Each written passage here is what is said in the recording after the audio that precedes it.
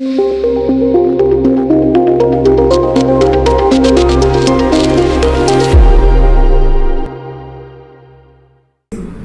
बैठक झाली, त्यांचं म्हणणे त्यातलं काही आउटपुट निघालं नाही.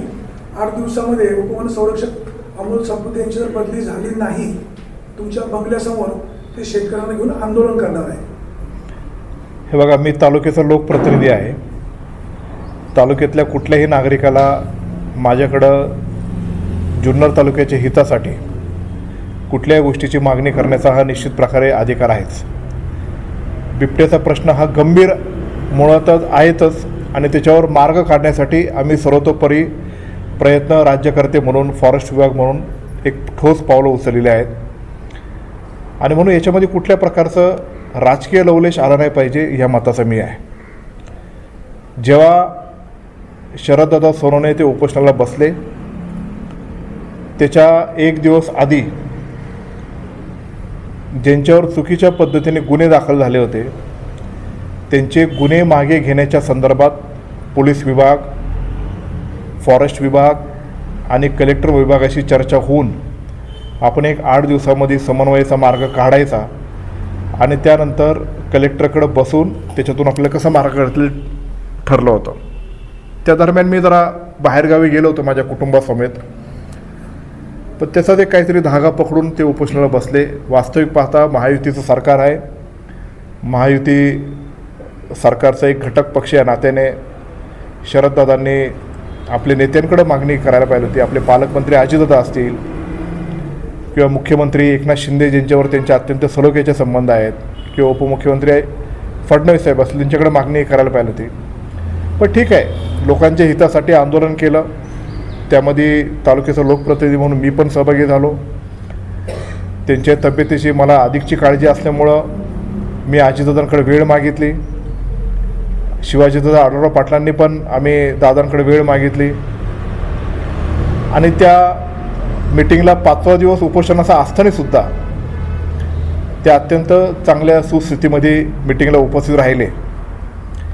त्या मीटिंगमध्ये जे ठरलेलं आहे त्याच्यामध्ये असं ठरलेलं आहे की जी काय आता पुणे जिल्ह्याची DPCची मीटिंग होईल, त्या DPCच्या मीटिंगमध्ये असे बऱ्याचशा सामुग्री बिबट निवारणासाठी देण्यासाठी त्यांनी वेगळं बजेटिंग करणार आहे.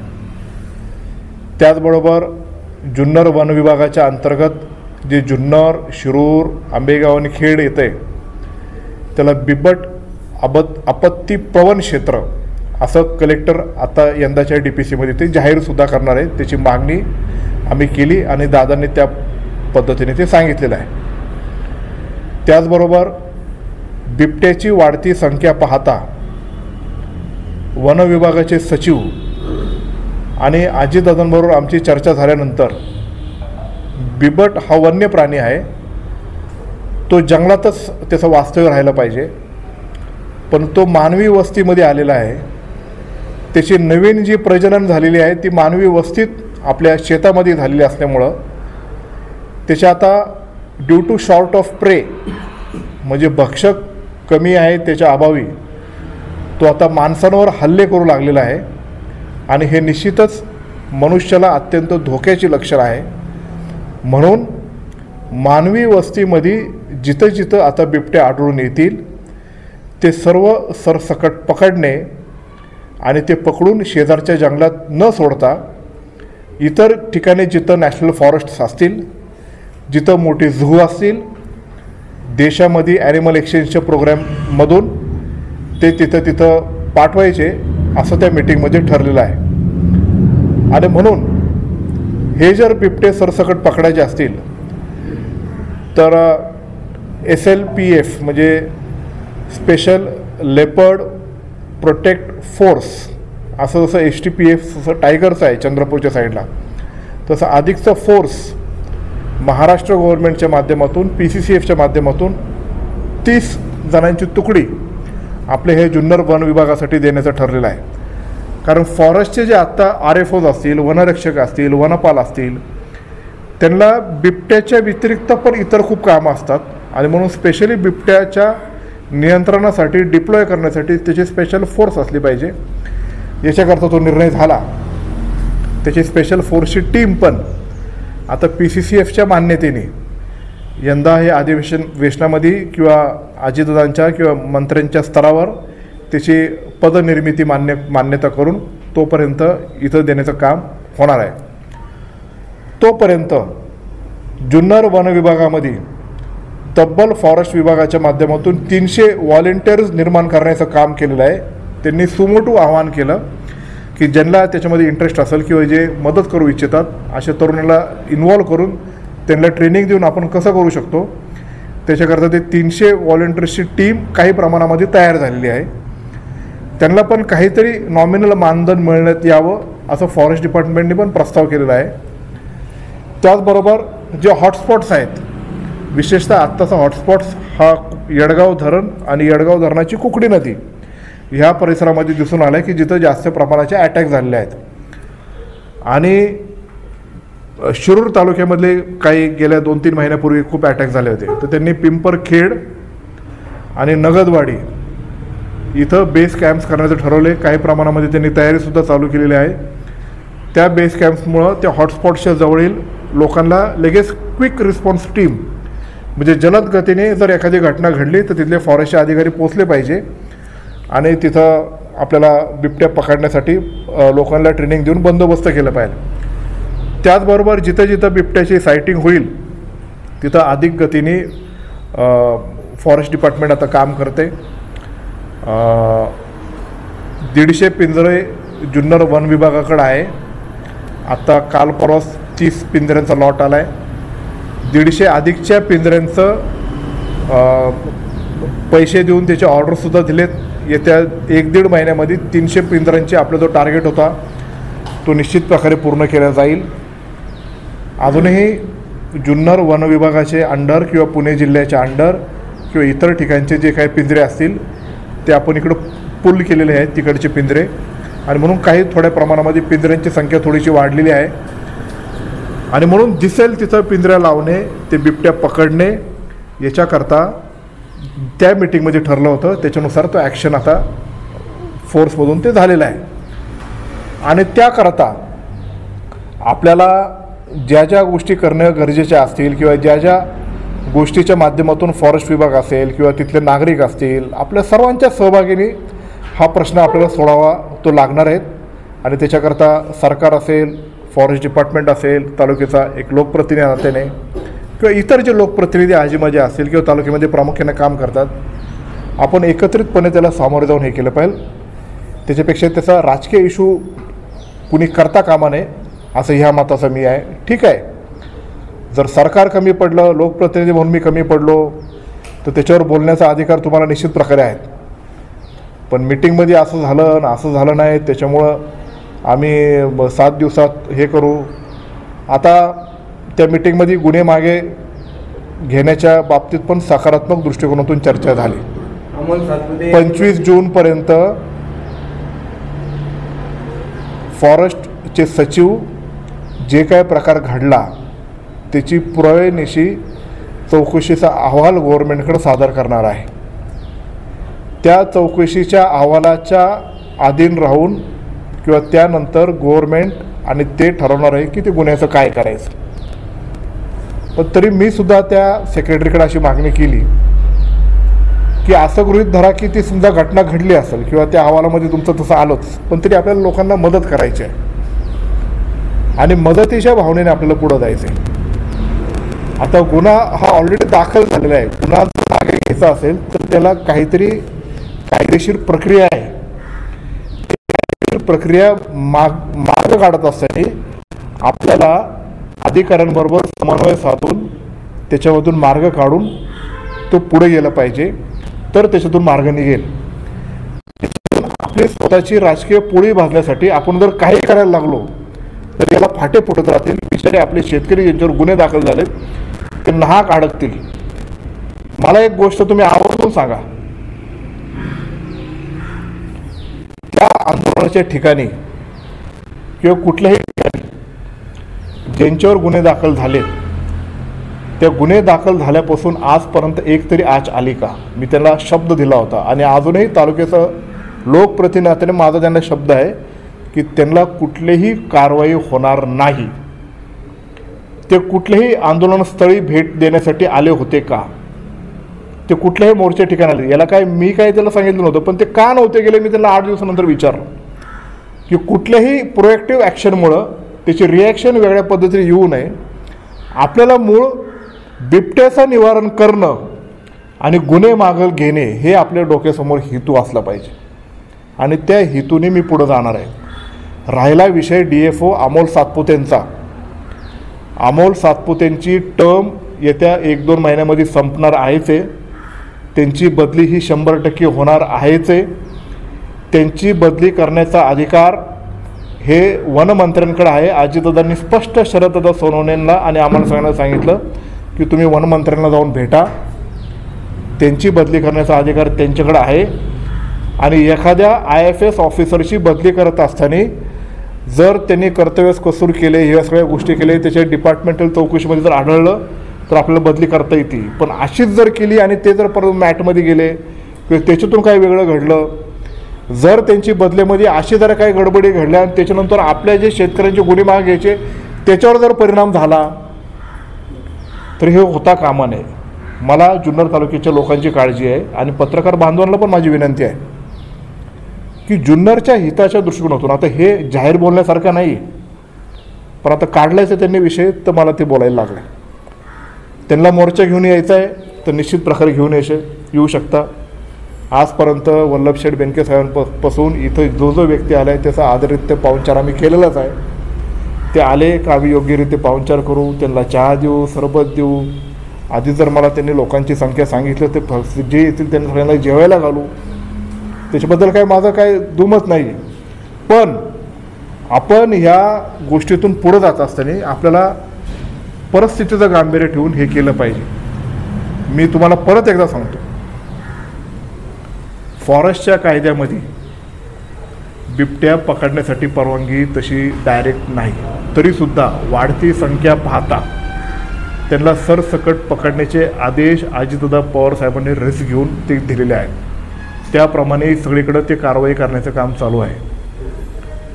ज्या दिवशी हे सगळे पिंपरी पेंढरचा अटॅक घडला, नंतर काळवडीचा घडला, तेव्हा नाही आधी काळवडीचा घडला आणि पिंपरी पेंढर झाला. काळवडीच्या वेळेसच जेव्हा अजितदादा इथं आले होते तेव्हा आमची क्लोज मीटिंग झाली. आचारसंहितामुळे आम्ही ते ओपन करू शकलो नाही. आता सांगायला काय हरकत नाही. पण तेव्हाच सगळे काय काय करायचं हे ठरलं होतं. याच्यातून फक्त काही जण राजकीय पद्धतीने पुढं जाण्याचा प्रयत्न करत आहेत. याच्या पलीकडं दुसरं काही नाही.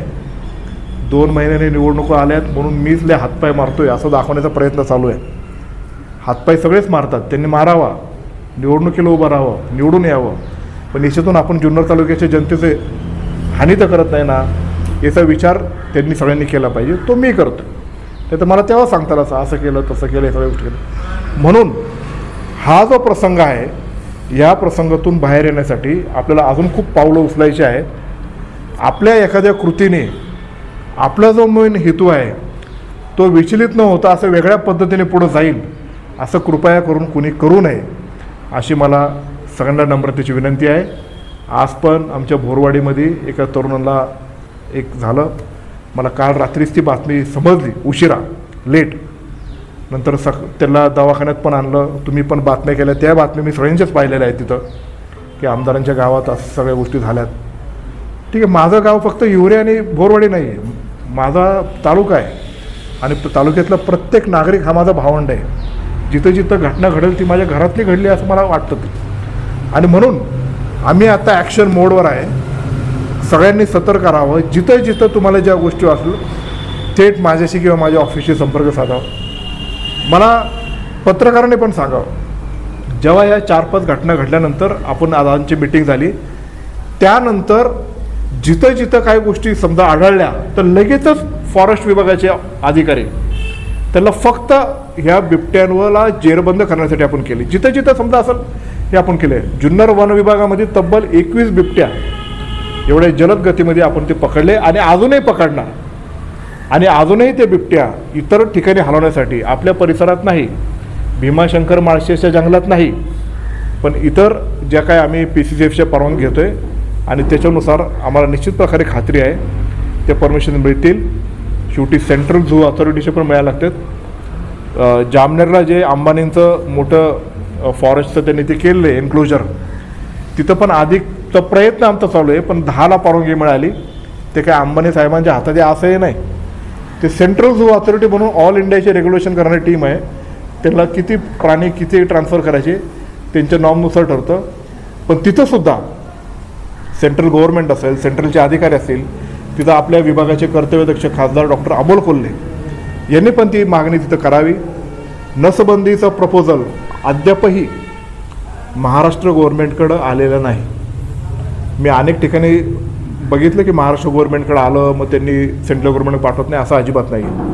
नसबंदीचं प्रपोजल PCCFपर्यंत गेलं, त्याच्या काही क्वेरीज आल्या होत्या, त्या परत DFOD क्वेरीज करून ते आता PCCFकडे आले. पुढचे 10-15 दिवसामध्ये मुख्यमंत्र्याची ती मान्यता घेणार आहेत. त्याचं परत चेकिंग चालू आहे ते प्रपोजलचं, ते करून सेंट्रल झू अथॉरिटीकडे पाठवणार आहे. शेवटी सेंट्रलकडे पाठवल्यानंतर तो रिजेक्शन नाही झाला पाहिजे. आणि म्हणून तो एकदा आला तर हॉटस्पॉट जे आता आयडेंटिफाय केलेत ते हॉटस्पॉट्समध्ये काही हॉटस्पॉट्समध्ये मेल, काही हॉटस्पॉट्समध्ये फिमेल, काही ठिकाणी 50% मेल फिमेल असं त्यांचं काहीतरी प्रोबॅबिलिटीचे त्यांनी काढले तसे, त्याच्यानुसार ते काम करता येते. म्हणून बिबट्याच्या निवारणासाठी आपण सर्वजण एकत्रितपणे काम करूया, चांगल्या पद्धतीने पुढं जाऊया. मला याची कल्पना आहे की बिबट्याची समस्या गंभीर आहे. आजही मी जरी तुम्हाला आश्वासन बोलू शकतो तरी रात्री पण कुठं काहीतरी घटना घडू शकते, पण ती घडू नये. तिथं काही जर झालं असेल तर सजग पत्रकार म्हणून, सजग नागरिक म्हणून सर्वांनी सतर्क राहून फॉरेस्ट डिपार्टमेंटशी हे करावं. आणि जर कुठं कुचराई तुम्हाला जर भासली तर मला निश्चित प्रकारे कळवा. ते सुधारण्याचं काम आपण भविष्यात निश्चित प्रकारे ते करत राहू. आमदार साहेब, तुम्ही आणि सोनवणे साहेब महायुतीत आहेत. महायुतीत तुम्ही असताना ते तुमच्यावर तुम्ही तुमच्या कामाबाबत नाराजी व्यक्त करतात, तुम्ही आळशी आहात असं ते म्हणतात, ते कितपत? कसं आहे, कोण किती आळशी आणि कोण किती सतर्क आहे हे जुन्नर तालुक्याची जनता निवडणुकीमध्ये दाखवून देते. आम्ही एखादी भूमिका जरी घेतली तर लोकसभेला काय निकाल लागला ही लोकांची भावना त्यातून आम्हाला निश्चित प्रकारे दिसून आलेली आहे. मला एक गोष्ट महत्त्वाची आपल्या सर्वांच्या समोर निदर्शनास आणून द्यायची. माझ्याकडे आता कागद नाही, मी मागे रवींद्र पाटील सरांकडे दिला होता, मी परत तुम्हाला संध्याकाळपर्यंत देईल. 2018ला कुकडीची 3री सुप्रमा झाली. त्या 3ऱ्या सुप्रमामध्ये कर्जत जामखेडचे 3 प्रकल्प ॲड झाले. मग तेव्हा आनेपाटरचा प्रकल्प तेव्हाच्या आमदाराला करता आला नाही. त्या 3ऱ्या सुप्रमामध्ये मारिगडो धरणाच्या बुडीत बंधारे करण्यात येऊ नये असं त्याच्यामध्ये वाक्य टाकलेलं आहे. मग ते वाक्य टाकूपर्यंत ते झोपले होते. मग कोण आळशी आहे हे लोकांना माहीत आहे. मला एक सांगा, माझ्या 5 वर्षाची टर्म आता संपत आली, आता पावसाळा चालू होते. जिथं मला पाणी व्यवस्थितरित्या पोचवता येईल मी 5 वर्षामध्ये त्याचं नियोजन केलेलं आहे. ठीक आहे, 1-2 वर्षी पाण्याच्या कमी अभावी आम्हाला काही ठिकाणी निर्णय थोडासा कटू घेता लागला असेल, पण ओव्हरऑल लोकांना जे हिताचं असेल ते केलं. अजूनही बघा कुकडी नदी भरलेली, येडगाव धरणात पाणी आहे. मानिटोकची लेवल जरी डिप्लिटिंग असली तरी त्याच्या पुढच्या गावाला मी पाणी पोहोचवले. उन्हाळ्यात मी 2दा मीना नदी भरून दिलेली आहे. वडद धरणात अजून पाणी आहे. पिंपळगाव जोग्याच्या कालव्याला जिथं जिथं ते असेल त्यांना 2दा शेवटच्या रोटेशनला बंधारे भरून दिले. मीना शाखेला पाणी. मग सतर्क कोण आहे आणि आळशी कोण आहे हे लोकांना माहीत आहे आणि त्याची चुणक तुम्हाला यंदाच्या विधानसभेच्या निवडणुकीमध्ये निश्चित प्रकारे ते दिसेल. आमदार साहेब, मंत्रालयात मीटिंग झाली, त्यानंतर 2 दिवसापूर्वी पुण्यात वनरक्षकांची इथेही आपण मीटिंग घेतली. अनेक विषयांवर चर्चा झालेली आहे. त्यात आपण मायाजवळचं निवारण केंद्राची क्षमता वाढवण्याचं नियोजन, त्यासाठी हस्तांतरण प्रक्रिया आणि निधीची तरतूद झाली. हस्तांतरण झालेलं आहे. हस्तांतरणामध्ये नियामक मंडळाची एक ओळ जरा थोडीशी चुकलेली आहे, ती आम्ही दुरुस्त करतो आहे. त्याच्यामध्ये 12 हेक्टर हस्तांतरित करायचं होतं, ते 5.9 हेक्टरचं ते नियामक मंडळामध्ये आलेलं आहेत. कारण तिथले काही ठराविक गट नंबरच त्याच्यामध्ये आले, बाकीचे गट नंबर आले नाही, तर ते करून आम्ही करतो आहे. एस्टिमेट्स झालेले आहेत, निधी आलेला आहे, त्याचे ड्रॉइंग झालेत. आम्ही त्याचा ठेकेदार येत्या 15-20 दिवसामध्ये नेमून त्याच्या पुढच्या 2 महिन्यामध्ये म्हणजे इथून पुढच्या 3 महिन्याच्या आत 110 बिबट्याचं नवीन निवारा केंद्र आपण तिथं मानिगडोला उभं करतो आहे.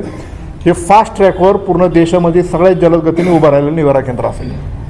निश्चित तिथं संख्या वाढली चांगलं आहे. त्याचबरोबर बिबट सफारीचा सर्वे झाला, सगळं झालं, त्याचं पुढं निधीचं काय नाही.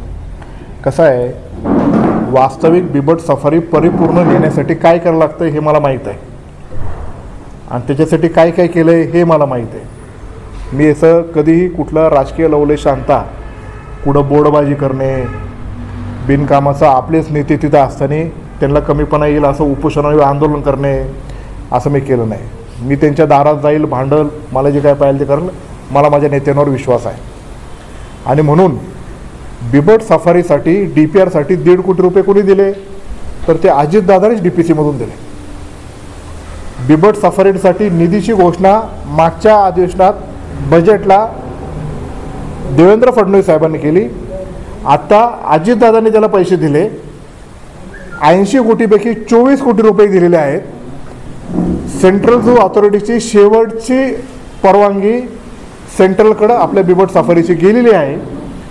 त्या सेंट्रल झू ऑथॉरिटी सगळं आता कंटूर, बाकीचं लोकेशन्स, बाकीचे ते हॅबिटॅट्स हे सगळे त्यांचं तपासण्याचं काम चालू आहे. तो पण सेंट्रलचा विषय आहे. तर सेंट्रलचा विषय म्हणून खासदार अमोल कोल्हे असतील, मी असेल, वरती सरकार NDAचं आहे त्यांच्यामार्फत असेल, तिथं आम्ही एकत्रित प्रयत्न करू आणि ती लवकर CZAची परवानगी आल्यानंतर तर बिबट सफारीचा मार्ग मोकळा आहे. तोपर्यंत नुसतं बिबट सफारी मंजूर झाली असे म्हणण्यात काय अर्थ नाही. जे वास्तव आहे ते लोकांपर्यंत सांगणं. माणिकडो येथे जो विस्तारित आता प्रकल्प होतोय त्याच्यात जर पर्यटकांसाठी पण हे टाकलं तर त्याचा फायदा होईल असं वाटतं. नाही, त्याचे काही नॉर्म्स आहेत. जे तिथं बिबटे पकडले जाणार आहेत ते ओपनमधून एन्क्लोजरमध्ये पकडले जाणार आहेत आणि ते जेव्हा एन्क्लोजरमध्ये येतात तिथं लोक जास्त येण्याची संख्या जेव्हा वाढते तेव्हा त्या ॲग्रेशनमध्ये स्वतःला इंजर करून घेतात. आमचं तसं प्लॅन चालू होता की बिबट निवारा केंद्र असं डिझाईन करायचं की तिथं पर्यटक पण बघू शकतील. नाही त्या बिबट्यांना हे करायचं तर 1 वे ग्लास थ्रू ते बघतील असं काहीतरी आपण करू शकू. पण त्यांना PCCFने परवानगी दिलेली नाही कारण ते स्मेलने ओळखतात की इथं कोणतरी नवीन माणूस आलेला आहे. त्याच्यामुळे ती परवानगी नाकारलेली आहे. म्हणून तसं काही होऊ शकणार नाही. समजा सर निवडणुका पुढे आहेत, अनेक आरोप प्रत्यारोप व्हायला लागले आहेत, अनेक जण इच्छुक आहेत, युतीचा लागायचं असतील, या सगळ्याकडे कसं बघता? काय आता आपलं, मी अजूनही तालुक्याचा लोकप्रतिनिधी आहे. माझ्याकडे जो 2 महिन्याचा कालावधी आहे ते मला जनतेची सेवा जी काही करता येईल ती मी करण्याचा प्रयत्न करणार आहे. निवडणुकीच्या वेळेस अनेक ऑप्शन्स लोकांना आहेत, अनेक इच्छुक आहेत आणि लोकही आपल्या तालुक्यातली सुजाण आहेत. लोकांना जो उमेदवार आपल्या तालुक्याची सेवा चांगली करण्यामध्ये जो उमेदवार वाटत असेल निश्चित प्रकारे लोक त्याला अधिकची पसंती देऊन त्याला तालुक्याचा लोकप्रतिनिधी करेल. जो कोणीही तालुक्याचा लोकप्रतिनिधी होईल त्याच्याबरोबर आम्ही राहून काम करू. माझं जर सेवा करण्याचं काम त्यांना किंवा मी जे काही काम केलं ते जर आवडलं असेल तर पुन्हा लोक मला पसंती देतील आणि त्या पद्धतीने आपल्या तालुक्याचं काम आपण पुढे करत राहू. नुकत्याच झालेल्या लोकसभा निवडणुकीमध्ये शरद पवार गटाचे जास्त खासदार निवडून आले. येणाऱ्या विधानसभेला तुम्ही शरद पवार गटात उभे राहू शकता म्हणजे लोकांची तशी मानसिकता आहे. मागणी आहे लोकांची की तुम्ही पुन्हा आता ते बोलणं म्हणजे आता खूपच इट इज टू अर्ली. नाही, त्या विषयावर माझी काही प्रतिक्रिया नाही आहे. मी आता दादांच्या नेतृत्वाखाली काम करतो आहे तर मी ते लोकांमध्ये काम करतो आहे. शेवटी ठीक आहे, मी काम करतो आहे.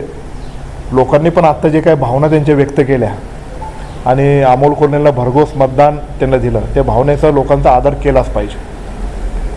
आता ते मुस्लिम समाज असतील, आदिवासी समाज असतील, शेतकरी असतील किंवा पवार साहेबांवर प्रेम करणारे लोक असतील किंवा राज्यातले राजकीय घटना जे घडल्या ते लोकांना आवडले असतील म्हणून त्यांनी ती भावना व्यक्त केली आहे आणि त्या भावनांचा आदर निश्चित प्रकारे करणारा मी एक व्यक्ती आहे. त्यांच्या भावनांचा मी आदर करेल आणि पुढेही जर मी निवडणुकीला उभा राहिलो आणि त्यातून त्या लोकांच्या काही वेगळ्या भावना असतील आणि त्यांनी ते जर व्यक्त केलं तर माझं त्याच्याबद्दल काही दुमत असण्याचं काही कारण नाही. लोकांच्या भावना बदलतील आता असं तुम्हाला वाटतं? लोकसभा विधानसभेसाठी वेगळा विचार करतील का? लोकांच्या भावना बदलतील नाही बदलतील याच्यापेक्षा लोक मला जास्त पसंत करतील अशी माझी भावना आहे. म्हटले का बाबा हां मग तुम्ही म्हटले का राज्य सरकारचं राज्य सरकारच्या नाही राज्य सरकार सतत संसदेमध्ये मागणी करून प्रतिनिधी ठेवण्याची मागणी करतायत आणि त्यांनी आता लोकसभेच्या प्रचारात सुद्धा सांगितलं तर राज्य सरकारने केंद्र सरकारला प्रस्ताव पाठवला. मग नक्की खरं कोण खोटं खरं खोटं होतं? नाही, त्यांची माहिती चुकीची आहे. मी काही त्यांना दोष देणार नाही. त्यांच्या भोवतालच्या माणसांनी बहुतेक त्यांना चुकीचं माहिती दिली असेल. त्यांनी मागणी करणं म्हणून काम संपलं असं होत नसतं. त्याच्यासाठी काय काय करावं लागतं याची माहिती घेऊन जर आपण त्याचा फॉलोअप केला तर ते पुढं होईल ना. त्यांनी पुराव्याविषयी दाखवलं ना, त्यांनी राज्य सरकारचा प्रस्ताव दिल्यामुळे पुराव्याविषयी दाखवलं नाही. मग माझ्याकडे तो पुरावा दाखवा. राज्य सरकारकडून अजून प्रस्ताव आलेला नाही. तो जो प्रस्ताव आहे आपल्या जुन्नरच्या वनविभागाचे जे DFO आहेत त्यांनी तयार केला. तो CCFकडे पाठवला. CCFकडे बैठक झाली. CCFकडे विविध तज्ज्ञांच्या माध्यमातून तो प्रस्ताव परिपूर्ण केला. तो नंतर नागपूरला PCCF लेवलचे अधिकारी असतात त्यांना तो पाठवला. PCCFने त्याच्यात काही क्वेरीज काढल्या. ते पुन्हा एकदा DFOकडे पाठवल्या. DFOने आत्ता क्वेरीज ते पूर्ण केल्या. आत्ता ते क्वेरीज पूर्ण करून CCF मार्फत आत्ता जस्ट मागच्या 2-3 दिवसापूर्वी तो PCCFकडे गेलेला आहे. अजूनही महाराष्ट्र गव्हर्नमेंटकडे तो प्रपोजल आलेलं नाही. PCCF आता डायरेक्ट सेंट्रलला पाठवेल मुख्यमंत्र्यांची मान्यता घेऊन. आता PCCF त्यांची स्क्रुटिनी चालू आहे. येत्या 10 दिवसानंतर मुख्यमंत्र्यांची ती मान्यता घेणार आहे.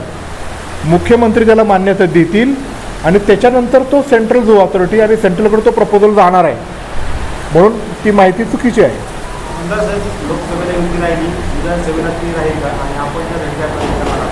नाही, मला त्याच्याबद्दल काही माहिती नाही आणि त्याच्याबद्दल भाष्य करणे मी एवढा मोठा नाही. आमदार अतुल बेनके संयमी आहे, शांत आहे, हे वारंवार सिद्ध होतं. जुन्नर तालुक्यामध्ये बिबट्यांची संख्या वाढते.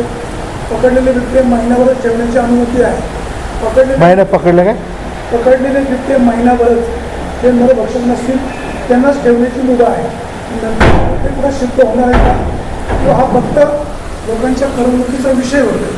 त्यांनी आरोप करायचे, तुम्ही कसा खुलासा करायचा, त्याचा आउटपुट रिझल्ट काय? नाही, करमणुकीचा विषय मला कृपया कुठल्याही राज्यकर्त्यांनी होऊ नये असं मी विनंती करतो. आपल्याला वास्तवावर बोललं पाहिजे. वास्तविक पाहता जिथं ह्युमन अटॅक्स होतात तिथं बिबट्या पकडायचे आणि ते जे पकडलेले बिबटे आहेत त्या एरियामधले त्याच्यामधलं नरभक्षक असतं तो निवारा केंद्रात ठेवायचे आणि बाकीचे बिबटे परत सोडायचे. मग ते भीमाशंकरच्या जंगलात किंवा इतर जंगलात पण तो बिबट्या ट्रॅव्हल करतो परत त्याच्या मूळ जागी. तो जवळपास 200 ते 300 किलोमीटर ट्रॅव्हल करण्याची त्याची क्षमता असते. म्हणून ते बिबटे सोडले का ते पुन्हा येतात. पण आत्ता जे काय एवढ्या घटना घडल्यात त्याच्यानंतर जे काही बिबटे पकडलेले आहेत आपण ते सोडलेले नाही, सोडणारसुद्धा नाही. उलट अधिकचे बिबटे जे आपण पकडतोय ते इतर जे झूज असतील किंवा नॅशनल पार्क्स असतील किंवा जंगल्स असतील तिकडं सोडण्याची आपण अनुमती मागतोय आणि ते तिथे सोडले जाईल. मी पुन्हा एकदा जुन्नर तालुक्याच्या जनतेला आश्वासित करू इच्छितोय की जे काय आत्ताचे बिबटे पकडले गेलेले आहेत ते पुन्हा सोडणार नाही. आत्ता गव्हर्नमेंटनी असा निर्णय घेतला आहे की इथं बिबट्याची संख्या खूप वाढली असल्यामुळं लोकांच्या जीवेला धोका निर्माण झालेला आहे. म्हणून ते हॉटस्पॉट्समधले दिसेल तिथे बिबट्या पकडणे, त्याची संख्या नियंत्रणात आणणे आणि ते बिबटे इतर ठिकाणी हलवणे याची मोहीम आता चालू आहे. आणि नसबंदीची परवानगी आल्यानंतर 1-2 वर्षामध्ये त्याच्यावर पुढील दृष्टिकोनातून कंट्रोल येण्यासाठी मदत होईल. एवढे प्लॅन्स करूनसुद्धा काही प्रमाणामध्ये काही घटना घडणं हे निश्चित प्रकारे होऊ शकतं. पण तरीसुद्धा आपण प्रोॲक्टिव्हली त्याच्यावर ॲक्शन घेतो आहे. जिथे जिथे तो लोकांना माहिती असेल त्यांनी सतर्क राहून ती माहिती द्यावी जेणेकरून आपल्याला ती पकडण्यामध्ये त्यांना जेरबंद करण्यामध्ये मदत होईल. आमदार अतुल बेनके भूत राजकारणी आता बोलू लागलेले आहे. लोकसभा निवडणुकीमध्ये जे कार्यकर्त्यांनी पवार साहेबांचं काम केलं त्यांच्यानुसार भेटीगाठी सुरू आहेत, त्यांना कन्व्हिन्स करण्याचा प्रयत्न, त्यांच्यामार्फत पवार साहेबांकडे जाण्याचा प्रयत्न. आम्ही सगळेजण शरदचंद्रजी पवार साहेब, अजितदादा पवार साहेब, दिलीप वळसे पाटील साहेब, सुप्रियाताई सुळे आणि वल्लभशेठ बेनके साहेबांच्या नेतृत्वाखाली आजपर्यंत जुन्नर तालुक्याची राष्ट्रवादी काँग्रेस पक्ष ही निर्माण झाली. राष्ट्रवादी काँग्रेस पक्ष हा आमचा जुन्नर तालुक्याचा वल्लभशेठ बेनके साहेबांचा परिवार आहे. जरी शरद पवार साहेब आणि अजितदादा पवार साहेबांमध्ये दोन नेतृत्व निर्माण जरी झालं असलं तरी सगळेजण दोन्ही राष्ट्रवादीमध्येच आहेत. ते कुठल्या तिसऱ्या पक्षात गेलेले आपल्याला पाहायला मिळत नाही. हा जो परिवार आहे, ज्या परिवाराचे आमचे आपले संबंध गेले अनेक वर्षापासून आहे, या परिवाराचे संबंध प्रेमाचे कधी तुटणार नाही, ही नाळ तुटणारही नाही. आणि हा जो राष्ट्रवादी काँग्रेस पक्षाचा बेनके साहेबांचा जो परिवार आहे हा एकत्रितच आहे आणि एकत्रितपणे पुढे गेल्याशिवाय राहणार नाही. पण अशी महायुती आहे, तालुक्यामध्ये महायुतीला वारंवार कडे जातात. कसं आहे, कडे का जातात हे मी सांगण्यापेक्षा बातमीदार म्हणून सगळ्या पत्रकारांना ते माहीत आहेत आणि सगळ्यात जास्त माहिती तुम्हाला आहे. म्हणून कडे जरी जात असेल, मग महायुतीत असेल, महाविकास आघाडीत असेल, पण सध्या मी तालुक्याचा लोकप्रतिनिधी आहे.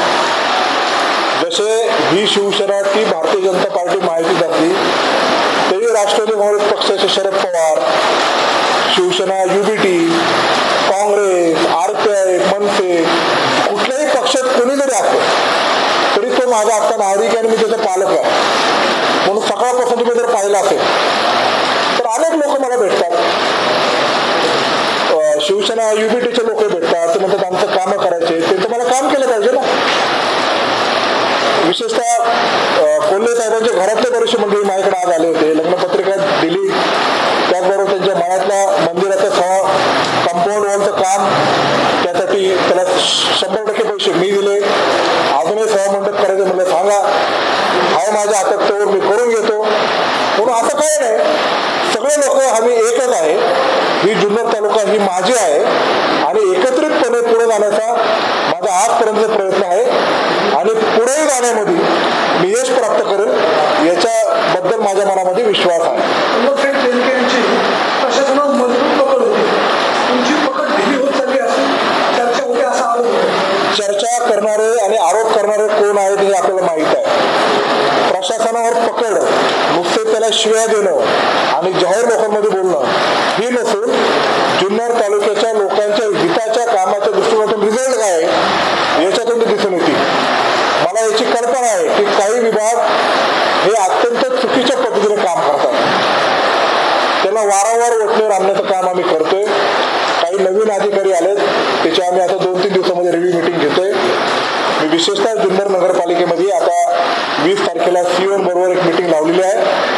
तिथले आत्ताचे रिसेंट नगराध्यक्ष, नगरसेवक त्यांच्यावर आमची एक मीटिंग आहे. जुन्नर शहरातले पत्रकार त्यांना आम्ही घेऊन बसणार आहे आणि त्याचे काय आम्ही कुठं जाहीर वाच्यता किंवा पब्लिश करणार नाहीये.